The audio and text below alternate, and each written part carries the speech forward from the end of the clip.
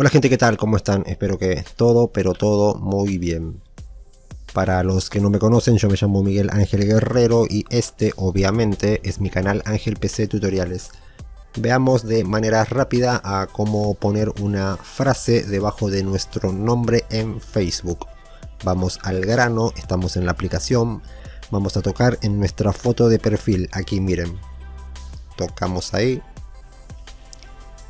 Vamos a tocar en editar perfil, aquí miren, tocamos ahí, suscríbanse a mi canal, por favor, se los pido antes de que se vayan. Dejen un comentario, un like, compartan este video por favor y vayan a ver esto que les voy a dejar por acá, que de seguro les va a resultar muy pero muy útil. Ya estamos en editar perfil, bajamos un poco hasta encontrar presentación, aquí miren. Dice descríbete, vamos a tocar ahí y nos dice puedes agregar una breve presentación, tu frase favorita o que te hace feliz para que los demás sepan más sobre ti.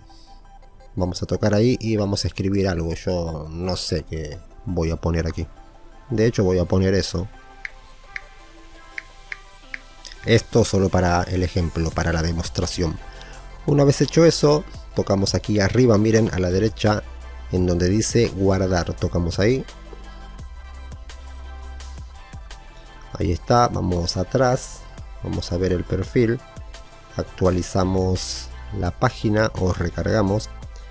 Y ahí está, fíjense, la frase. Cada vez que alguien entre a nuestro perfil va a ver esa frase. ¿Sí? No es nada difícil, espero que les haya servido el video. No olviden suscribirse, activar la campanita, comentar, compartir y todo lo demás. Cuídense mucho, pórtense bien y hasta la próxima. Chao.